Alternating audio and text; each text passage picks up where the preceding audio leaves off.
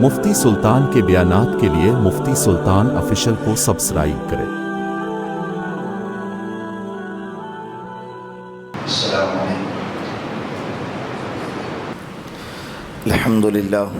الحمد للہ نحمده ونستعینه ونستغفره ونؤمن به ونتوکل علیہ ونعوذ باللہ من شرور انفسنا ومن سیئات اعمالنا من يهده الله فلا مضل له ومن يضلله فلا هادي له ونشهد أن لا إله إلا الله وحده لا شريك له ونشهد أن سيدنا ومولانا محمدا عبده ورسوله أما بعد فقد قال الله تبارك وتعالى في القرآن المجيد والفرقان الحميد فأعوذ بالله من الشيطان الرجيم بسم الله الرحمن الرحيم يا أيها النبي قل لأزواجك وبناتك ونساء المؤمنين يدنين عليهن من جلابيبهن ذلك أدنى أن يعرفن فلا يؤذين وكان الله غفورا رحيما وقال تعالى في مقام آخر يا أيها الذين آمنوا قوا أنفسكم وأهليكم نارا وجاء في الحديث وقال النبي صلى الله عليه وسلم كلكم راع وكلكم مسؤول عن رعيته أو كما قال عليه الصلاة والسلام صدق الله المولانا العظيم وصدق رسوله النبي الكريم ونحن على ذلك من الشاهدين والشاکرین والحمد للہ رب العالمین۔ پیار محبت کے ساتھ ایک مرتبہ پیارے آقا جناب رسول اللہ صلی اللہ علیہ وسلم کے ذات اقدس پر درود پاک کا نذرانہ پیش کریں۔ اللہم صلی علی محمد فی اول کلامنا، اللہم صلی علی محمد فی اوسط کلامنا، اللہم صلی علی محمد فی آخر کلامنا۔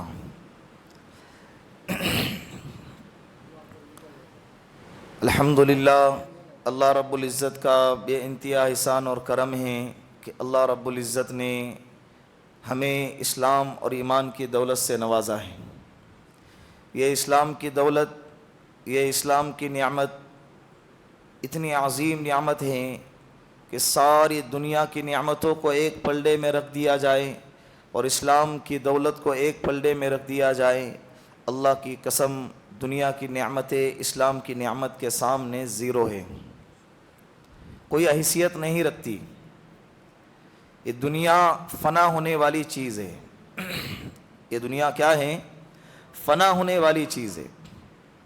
قرآن میں اللہ کہتا ہے کل من علیہا فان، جو کچھ بھی اس دنیا میں ہے سب فنا ہے، سب کیا ہے؟ اگر کسی کو بقا ہے تو اللہ کی ذات کو ہے، اور جو بندہ اللہ کو مانتا ہے، اللہ پر ایمان لاتا ہے، مرنے کے بعد کل قیامت کے دن اس کے لیے کامیابی کی زندگی ہے۔ دنیاوی اعتبار سے اس کے لیے بھی فنا ہے، لیکن جو آخرت کی زندگی ہے اس کے لیے بقا ہے، اس کے لیے کیا ہے؟ بقا ہے۔ تو یہ ایمان جو اللہ نے دیا ہے بہت عظیم نعمت ہے۔ اس نعمت کے لٹیرے آج ہماری اس ملک میں جگہ جگہ پر بڑے پلاننگ کے ساتھ گھوم رہے ہیں۔ ہمیں اب ہماری ذمہ داری بڑھتی ہے، ہماری کوششیں بڑھنا چاہیے ایسے دور میں، ایسے وقت میں کہ ہم اپنی ایمان کی حفاظت کس طرح سے کریں۔ یہ مائک کی آواز ایسی آ رہی ہے، میری آواز ایسی ہے، موٹی موٹی جیسی لگ رہی ہے، کھینچی۔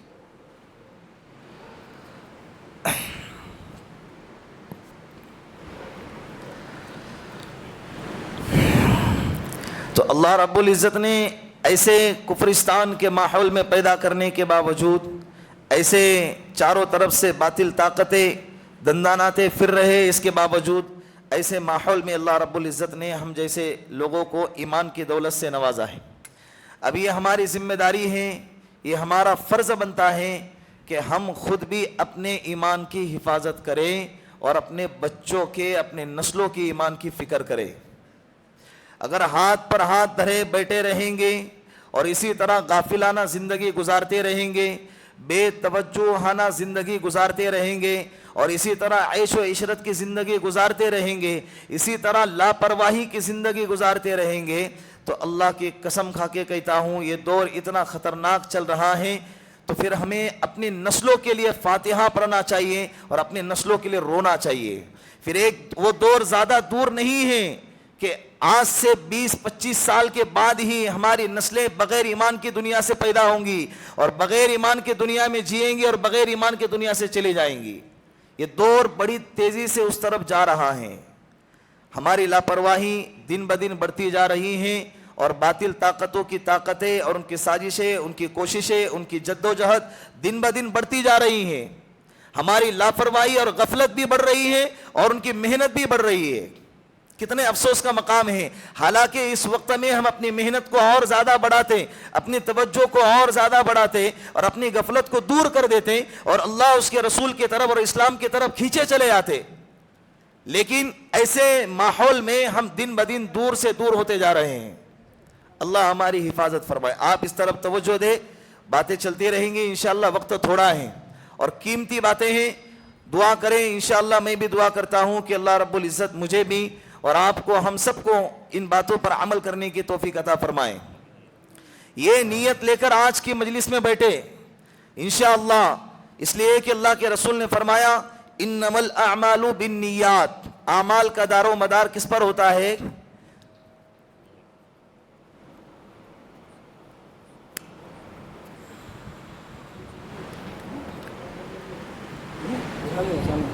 یہ چالو ہے نا؟ اعمال کا دار و مدار نیتوں پر ہے۔ کس پر ہے؟ نیتوں پر ہے۔ اسی لیے آج کی مجلس میں یہ ارادہ کر کے بیٹھے کہ انشاءاللہ جو باتیں بھی بیان کی جائیں گی اللہ اس پر عمل کرنے کی توفیق عطا فرمائیں۔ ہمارے دل کے خلاف بھی باتیں ہوں گی، چلیں گا، لیکن شریعت کے خلاف باتیں نہیں ہونی چاہیے، شریعت کے خلاف ہماری زندگی نہیں ہونی چاہیے، ہمارے مزاج کے خلاف ہمارے گھر کا ماحول بنتا ہے، چلے گا، لیکن شریعت کے خلاف ہمارے گھر کا ماحول نہیں ہونا چاہیے۔ ابھی 2 مہینے سے بہت زیادہ الیکٹرانک میڈیا ہے، انٹرنیٹ ہے، سوشل میڈیا ہے، ایسی خبریں زیادہ وائرل ہو رہی ہیں کہ مسلمان لڑکیوں کی لاکھوں کی تعداد ارتداد کا شکار ہو گئی اور اسلام کو چھوڑ کر دوسرے دھرم کے اندر داخل ہو گئی۔ وائرل ہو رہا ہے نا؟ تو وائرل کرنے کے اندر کتنی سچائی ہے، اور یہ جو ارتداد کا شکار ہماری بہنیں، ہماری قوم کی بیٹیاں جو ہو رہی ہیں، اس میں کتنی سچائی آج ہم جانتے ہیں۔ یہ حقیقی بات ہے کہ ہماری قوم کی بیٹیاں ارتداد کا شکار ہو رہی ہیں، لیکن یہ جو آنکڑے بتائے جا رہے ہیں 10 لاکھ مسلم لڑکیاں اسلام سے پھر کر ہندو دھرم میں آ گئے اور اسلام کو چھوڑ کر دوسرے مذہب میں داخل ہو گئے، 10 لاکھ کی تعداد ہے، 5 لاکھ کی تعداد ہے اور دن بدن اتنی تعداد بڑھتی جا رہی ہے، یہ آنکڑے سراسر غلط ہے۔ یہ آنکڑے کیا ہیں؟ یہ مسلمانوں کے حوصلوں کو پست کرنے والے آنکڑے ہیں، یہ میسج بالکل غلط ہیں اور اس کے پھیلانے میں ہمارا بھی کچھ نہ کچھ حصہ لگا ہوا ہے۔ بغیر کسی تحقیق کے جو آئے ویڈیوز، جو میسج آئے ٹھیک ہے، لیکن اس کو آگے نہ بڑھائیں۔ یہی تو وہ چاہتے ہیں۔ آج سے 5 سے 7 سال پہلے کوئی بندہ چاہے کسی بھی مذہب سے تعلق رکھنے والا ہو، کوئی جرم کرتا تھا تو وہ اپنے جرم کو چھپاتا تھا، اس کو چھپ کے کرنے کی کوشش کرتا تھا، کسی بھی اعتبار سے ہو، کسی نے کسی کو مار دیا یا موب لنچنگ ہو گئی، اس کو چھپایا جاتا تھا۔ لیکن آج اتنا سینہ تان کے جرم کیا جا رہا ہے اور ظلم اتنا دندناتے ہوئے پھر رہا ہے کہ اس جرم کا ویڈیو بنایا جاتا ہے اور ویڈیو بنا کے باقاعدہ لائیو دکھایا جاتا ہے اور اس کو لوگوں کے سامنے نشر کیا جاتا ہے۔ وجہ کیا ہے؟ حکومت بھی خاموش ہے، سرکار بھی خاموش ہے، اس کے اوپر کوئی ایکشن نہیں لیا جا رہا ہے۔ وجہ کیا ہے؟ وجہ یہی ہے کہ یہ میسج اتنا وائرل ہو جائے کہ سارے ہندوستان کے مسلمانوں کے گھروں میں پہنچ جائے اور مسلمانوں کے حوصلے پستہ ہو جائے، ڈر جائے مسلمان کیا ہو جائے؟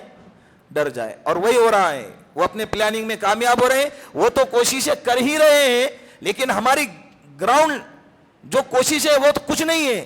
گھروں میں بیٹھے بیٹھے ہم اپنے بیڈ پر آرام سے سوئے ہوئے ہیں، ایک واٹس ایپ پہ کوئی میسج آ گیا، کوئی ویڈیو آ گیا، کوئی وائرل ہو گیا، اس کو آگے کیا کر دو؟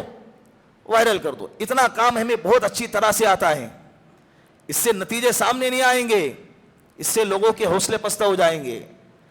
10 लाख और 20 लाख लड़कियों का इर्तिदाद का शिकार होना और दूसरे मजहब के अंदर शामिल होना, ये अकल में आने वाली चीज नहीं है। इसलिए कि इसके बहुत सारी वजूहात है। एक तो ये कि उनके धर्म के अंदर पहले ही उनके ही धर्म में जात पात का बहुत ज्यादा ख्याल रखा जाता है। ब्राह्मण लड़की नीचे जात वाली लड़की से शादी नहीं करेंगी, हालांकि वो भी हिंदू है, लेकिन फिर भी उनके इसमें जात पात का इतना एहतियात और इतना ख्याल रखा जाता है कि हिंदू ही लड़की है लेकिन अपनी जात से नीचे वाली बिरादरी के अंदर शादी करना पसंद नहीं करते। तो चेंज आए कि वो अपने धर्म को छोड़कर दूसरे धर्म से आने वाली लड़की को कैसे एक्सेप्ट करेंगे। और दूसरी वजह जहेज, हमारे तो मजहब के अंदर इसको हराम ही माना जाता है। इसकी कुछ ना कुछ बुराई आज भी अच्छे लोगों के दिलों में पाई जाती है, अमल बरखिलाफ इसके है वो अलग बात है, लेकिन कुछ लोगों के अंदर आज भी इसकी बुराई दिलों में पाई जाती है। इसीलिए ये जो मामला है ना, छुप छुपा के किया जाता है। लेन देन का मामला सबके सामने नहीं किया जाता है, छुप छुपा के किया जाता है। अगर ये अच्छी चीज होती तो सबके सामने खुल्लम खुल्ला करते ना। इस तरह से वलीमे के लिए सबको बुलाया जाता है, तो जहेज है, क्या लिया क्या दिया, ये बातें सबके सामने शेयर नहीं, कहीं ना कहीं उसको बुरा समझते हैं, लेकिन दूसरों के मजहब के अंदर इसको लेना पसंदीदा समझते हैं। इसकी वजह यह है कि उनके मजहब में लड़कियों के लिए विरासत का कोई हिस्सा नहीं है। तो दामाद ये समझता है कि शादी के मौके पे जो मिला यही इसका हिस्सा है, तो यही टाइम है लूटने का, लूटो जितना लूटना है। गाड़ी ले लेंगे, बंगला ले लेंगे, घर जायदाद प्रॉपर्टी अनाज जो भी है उस वक्त में मुंह खोल के जितना बनता है उतना मांग लेते हैं। तो गरीब से गरीब आदमी भी अपनी बेटी के जहेज के लिए पूरी जिंदगी खपा देता है। तो उनके मजहब में जहेज का जो मामला है इतना बुरा नहीं है जितना कि हमारे इसमें बुरा है, तो उनके इसमें पसंदीदा है। तो जब कोई हिंदू लड़का किसी मुस्लिम लड़की को जब भगा कर लेकर आएगा तो क्या जहेज साथ में लेकर आएगा? यह भी मामला उनको पसंदीदा नहीं है। तो फिर ये 10 लाख लड़कियां मुसलमान, 20 लाख लड़कियां मुसलमान इर्तिदाद का शिकार हो गई, ये बात बिल्कुल गलत है। ये आंकड़ा क्या है? ये आंकड़ा गलत है। मैं ये नहीं कह रहा हूं कि मुसलमान लड़कियां इर्तिदाद का शिकार ही नहीं हुई है, हो रही है। उसकी कई वजूहात है, वो भी बताऊंगा मैं क्या क्या वजूहात है, हो रही है। लेकिन जो आंकड़ा बताया जा रहा है वो आंकड़ा गलत है। और ये आंकड़ा मैं नहीं बता रहा हूं, ये खुलेआम उस कुत्ते का बच्चा है ना, बाकायदा इंटरनेट पर सोशल मीडिया पे बाकायदा वीडियो बना के वायरल कर रहा है, बाकायदा ऑफर दे रहा है मुस्लिम लड़कियों को कि हमारे धर्म में आ जाओ, फिर भी हुकूमत खामोश है। अगर उस तरह से ऑफर हम देते मिंबर पे बैठ के, या इसी तरह कोई प्रोग्राम करके हम ये ऑफर देते कि हिंदू लड़कियां हमारे मजहब में आ जाओ, हालांकि अल्हम्दुलिल्लाह सुम्मा अल्हम्दुलिल्लाह हम जिस दीन को, जिस इस्लाम को, जिस मजहब को मानते हैं उस मजहब में जबरदस्ती है ही नहीं, कोई लालच ही नहीं है। ला इकराह फिद्दीन, दीन में जबरदस्ती, अल्लाह बहुत बेनियाज है, तुम्हें आना है आओ, नहीं आना है मत आओ। अल्लाह के शान में रत्ती बराबर भी फर्क नहीं पड़ना है। यहां इस्लाम बेनियाजी का मामला इख्तियार करता है। आओगे तुम्हारा फायदा है, नहीं आओगे तुम्हारा नुकसान है। हम दीन के मामले में किसी पर जबरदस्ती, लेकिन लोग जो है ना अपने घरों के अंदर जब दीन जिंदा करने की बात आती है, बच्चों को पर्दा करने की बात आती है, और जब बच्चियां पर्दा नहीं करती है तो बाप क्या कहता है, हम दीन में जबरदस्ती थोड़ी कर सकते। ये वाली आयत यहां फिट नहीं आती है। ये इस्लाम और धर्म और मजहब के मामले में कि जबरदस्ती मार तोड़ के किसी को मुसलमान नहीं बनाया जाएगा। ये आयत का मिज़दाक होए, ये नहीं कि घर के अंदर बेपर्दगी हो रही है, बेदीनी दाखिल हो रही है और औलाद अगर सुन नहीं रही है तो क्या करें, दीन में जबरदस्ती तो नहीं कर सकते। ये जुमला इस्तेमाल करना बिल्कुल गलत है। बाकायदा शरीयत ने जबरदस्ती करने को कहा है। अल्लाह उस बाप पर रहम फरमाए जो अपनी औलाद की तरबियत के लिए घर में कोड़ा लटकाता है। कोड़ा शोपीस के लिए नहीं लटकाया जाता कि घर की शान बढ़े, देखो मेरे घर में कोड़ा है कितना अच्छा दिख रहा है, इसलिए कोड़ा लटकाने की तरकीब नहीं दी है। ये कोड़ा लटकाना इस बात पर किनाया है कि अपने घर के बच्चियों पर तवज्जो ज्यादा दें। तो बात ये कह रहा था कि इर्तिदाद का शिकार तो हो रही है, वो जिस तरह से ऑफर कर रहा है, अगर हम ऑफर दे देते कि भाई हिंदू लड़कियां हमारे मजहब में आ जाओ और मुसलमान लड़कों से शादी करो, हम आपको 2.5 लाख रुपए देंगे, 5 लाख रुपए देंगे, घर का इंतजाम करेंगे, हुकूमत चुप बैठती? बोलो ना, हुकूमत खामोश रहती? क्या करती? दूसरे ही दिन हमारा चैनल बैन, तीसरे दिन आएंगे हमारे घर पे आके छापा मारेंगे, اور چوتھی دن ہمیں حراست میں لے لیا جائے گا. یہ کھلے عام ہو رہا ہے ملک ہندوستان کے اندر. پھر بھی عوام بھی خاموش ہے اور حکومت بھی خاموش ہے. لیکن اللہ دیکھ رہا ہے. اللہ کیا ہے؟ اللہ دیکھ رہا ہے. اللہ کو جو ہے نا ایک حد تک کفر برداشت ہو سکتا ہے, لیکن اللہ کو ظلم برداشت نہیں ہوتا ہے. فرعون کافر تھا, اللہ نے ڈھیل دے دی کئی سالوں تک, بلکہ روایتوں میں لکھا ہے کہ 400 سال تک اس کے سر میں درد نہیں ہوا. اتنی بڑی اللہ نے اس کو سلطنت اور حکومت اور طاقت عطا فرمائی تھی. لیکن جب نجومی کے بات میں آ کر اس نے ظلم کرنا شروع کیا اور بنی اسرائیل کے بچوں کو قتل کرنا شروع کیا, اللہ نے اس کے حکومت کو تہس نہس کر کے رکھ دیا. اللہ کو ظلم برداشت نہیں. کرو تمہیں جتنا کرنا ہے, ہمیں بس اس بات پر خوشی ہے کہ ہم ظالم کے صف میں نہیں کھڑے. مرنا تو سبھی کو ہے, ہم ظالم کے صف میں نہیں ہیں, لیکن ہم بول کر مریں گے انشاءاللہ, ہم کچھ کر کے مریں گے انشاءاللہ. تو اگر یہ بات ہمارے ممبر سے جاتی, ہمارے پلیٹ فارم سے جاتی, تو آج کیا معاملہ ہوتا؟ کھلے عام گھوم رہا ہے اور سب خاموش ہے, کوئی کچھ نہیں کر رہا ہے. قانونی اعتبار سے کچھ نہ کچھ تو بھی ایکشن لینا چاہیے تھا. اللہ ہماری حفاظت فرمائے. اور ہماری قوم کے نوجوان بیدار ہونے کو تیار ہی نہیں ہے. دن بدن محنت ان کی بڑھتی جا رہی ہے اور دن بدن ہم غفلت کا شکار ہوتے جا رہے ہیں. مسجدیں خالی ہیں, بازار بھرے ہوئے ہیں, ایجوکیشن کا سسٹم, بہت ساری اس کی وجوہات ہیں جس بنا پر ہماری قوم کی بچیاں ارتداد کا شکار ہو رہی ہے. وہ نادان ہیں, انہیں سمجھ نہیں آ رہا ہے. کتنے پلاننگ کے ساتھ. اور ابھی ایک آج 5 میں ہے نا, ایک پکچر ریلیز ہونے والی ہے, اس کا ٹریلر 1 ہفتہ پہلے ریلیز ہوا تھا. کسی نے مجھے اس کا ٹریلر بتایا, اس پکچر کا دا کیرلا اسٹوری. وہ کہتے ہیں نا, الٹا چور کوتوال کو ڈانٹے. جب بندہ کوئی چوری کرتا ہے, سامنے والا بندہ مجھے چور نہ کہے, اسی لیے اسے کہہ دو اے تو نے چوری کیا ہے, تاکہ اس پر کسی کو جو معاملہ مسلمان لڑکیوں کے ساتھ کیا جا رہا ہے وہ انہوں نے پورا اس کی حقیقت ہی بدل کے رکھ دی. کیرلا کے اندر یہ تصور, یہ باور کرانے کی کوشش کی گئی اس میں کہ 32,000 ہندو لڑکیوں کو باقاعدہ کسی اسلام دھرم میں اور کرسچن مذہب کے اندر کنورٹ کیا گیا اور ان کو ISIS کے حوالے کیا گیا اور ان کو جہاد کے نام پر ان کو بیچا گیا اور ان کی عصمت دری کی گئی. یہ اس میں باور کرانے کی کوشش کی گئی. کیرلا کے مسلم یونٹی اور وہاں کی جو کمیٹی ہے, انہوں نے یہ چیلنج کیا ہے کہ اس میں جتنے بھی باتیں بتائی گئی ہیں ایک بات ثابت کر کے بتا دیں اور 1 کروڑ کا ہمارے پاس سے انعام لے کر جائے. اتنا بڑا چیلنج کوئی کرتا نہیں ہے اور اس کو ثابت کر کے دکھائے نا. اور یہ ہو رہا ہے جس طرح سے چند مہینے پہلے, بلکہ 1 سال ہونے کو آیا ہے اس کو, دا کشمیر فائلز نکلی تھی فلم. یہ اس سازش کے تحت باقاعدہ ان کے ذہنوں کو خراب کیا جا رہا ہے اور اس مذہب, اس دیش میں, اس ملک میں پلنے والے ہندو اور مسلم جو ایک جہتی کے ساتھ جیتے تھے, ان کے اندر کے اتحاد کو توڑنے کی کوشش کی جا رہی ہے. باقاعدہ ان کی پلاننگ ہے, پکچریں بن رہی ہیں, ہیرو ہیروئن کروڑوں کے اس پہ خرچہ ہو رہا ہے اور ان کی سازشیں باقاعدہ کامیاب بھی ہوتی نظر آ رہی ہیں. لیکن ہماری قوم کی تنگ نظری کیا ہے معلوم ہے؟ اسی پر اٹکے ہوئے ہیں کہ مولوی صاحب یہ جو ویڈیو بیان جو آپ کرتے ہیں یہ جائز ہے کیا؟ یہ حلال ہے کیا حرام ہے؟ وہ کہاں سے کہاں جا رہی ہیں؟ وہ باطل طاقتوں کو پروموٹ کرنے کے لیے جس حد تک جا سکتی ہے اس حد تک جا رہی ہے, لیکن ہم اپنے دین کو پیش کرنے کے لیے یہ سوشل میڈیا کا استعمال بھی نہیں کر سکتے. پھر بھی ہماری قوم کی تنگ نظری آج تک اسی جگہ پر ٹکی ہوئی ہے.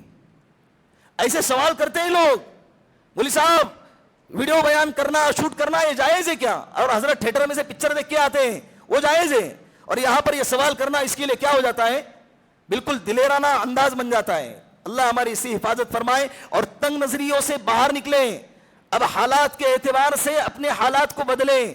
جس طرح سے ماحول بدل رہا ہے اپنے نظریات کو اور اپنے سوچ کو وسیع کریں, اپڈیٹ رہے, آگے بڑھنے کی کوشش کریں. تو اس کے اندر یہ باور کرایا گیا کہ ہندو لڑکیوں کو باقاعدہ کنورٹ کیا جا رہا ہے. ہاں یہ بات بھی ہے کہ ہندو مسلمان میں آ گئی اور مسلمان ہندو میں آ گئی, ہم غلط کہتے ہیں اس بات کو بھی, لیکن سازش کے تحت یہ نہیں ہوتا ہے. جو دکھایا جا رہا ہے وہ غلط ہے اور جو چھپایا جا رہا ہے وہ سچائی ہے. جو مسلمان لڑکیوں کو ہندو بنایا جا رہا ہے یہ سچائی, اس کو کون دکھائے گا؟ اسے کون دکھائے گا؟ اس کو چھپایا جا رہا ہے. اللہ ہماری اس سے حفاظت فرمائے. تو ابھی بہت ساری باتیں آپ کے سامنے بیان کر رہا ہوں, ان باتوں کو غور سے سنیں اور ارادہ کریں کہ انشاءاللہ ہم اپنے معاشرے پر اس بارے میں توجہ دیں گے. اگر آپ نے بھی شروع کیا اور ایک لڑکی بھی اگر اپنے ایمان کو بچانے میں کامیاب ہو جاتی ہے تو الحمدللہ ہمارے نجات کے لیے کافی ہے. ٹھیک ہے نا. سب سے پہلی وجہ جو مسلمان لڑکیوں کا ارتداد ہو جانا, مرتد ہو جانا اور کسی غیر کے ساتھ میں بھاگ کر چلی جانا, جو سب سے پہلی وجہ ہے, ہمارے معاشرے کے اندر ایک خرابی ہے. جب اپنے لڑکے کو لڑکی دیکھنے کے لیے جاتے ہیں نا, اوپر سے لے کر نیچے تک لڑکے کی ماں بھی اور اس کے ساتھ میں آنے والے رشتہ دار بھی ساری کوالٹیاں اس میں دیکھنے کی کوشش کرتے ہیں. اس کی ناک کیسی ہے, بال کیسے ہے, چلتی کیسی ہے, آواز کیسی ہے, اس کا کلر کیسا ہے. تھوڑی بہت نیچ اونچ اگر اس کے اندر ہو جائے تو چل جائے, ایسا مزاج اب ختم ہو گیا ہے. لڑکا کوئلے کے کان سے اٹھ کر آیا ہے, لیکن اس کو لڑکی کیسی ہونی چاہیے, حور پری ہونی چاہیے. اس کو بہو کیسی ہونی چاہیے, انگریز کی خاندان کی گوری چٹی اس کو بہو ہونی چاہیے. اور لڑکا کہاں سے اٹھ کے آیا ہے, وہ اپنے بیٹے میں عیب اور ہنر کچھ دیکھتی نہیں ہے, لیکن اس کو بہو سے پوچھتی ہے سورہ یاسین پڑھ کے سنا. لڑکی کو دیکھنے کے جانے کے بعد سارا خاندان بیٹھا ہوا ہے اور اسے کہتے ہیں سورہ یاسین پڑھ کے سنا, اور بیٹے کو سورہ فاتحہ یاد نہیں ہے. اپنے بیٹے کو سورہ فاتحہ یاد نہیں ہے, اور بیٹی کو کیا آنے مانگتا, سورہ یاسین پڑھ کے سنا, سورہ ملک پڑھ کے سنا. اگر اس لڑکی نے کہہ دیا تم پڑھ کے سنا تو تمہاری کیسی شادی ہو گئی, شادی ہو گئی, بچے ہو گئے, تم کامیاب ہو گئے, اور ہمیں سورہ یاسین نہیں آیا, ہم کو ریجیکٹ کر دیا گیا. تھوڑا بہت عیب چلیں گا, تھوڑا بہت حسن میں اوپر نیچے چلیں گا, ایمان والی ہے, اچھے خاندان کی ہے, ایکسیپٹ کرو. ایک لڑکی کا دکھ بھرا میسج آیا تھا جس نے اسلام کو چھوڑ کر دوسرے مذہب کو اختیار کیا.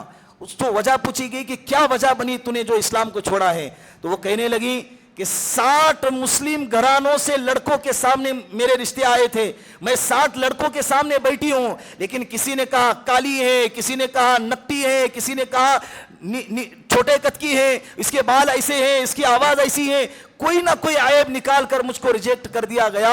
میری عمر 45 سال کی ہو گئی, میں کیا کروں میں. کسی نے مجھے سہارا دیا, میں نے اسلام کو چھوڑ دیا. اس کا وبال کس کے سر پہ آئے گا,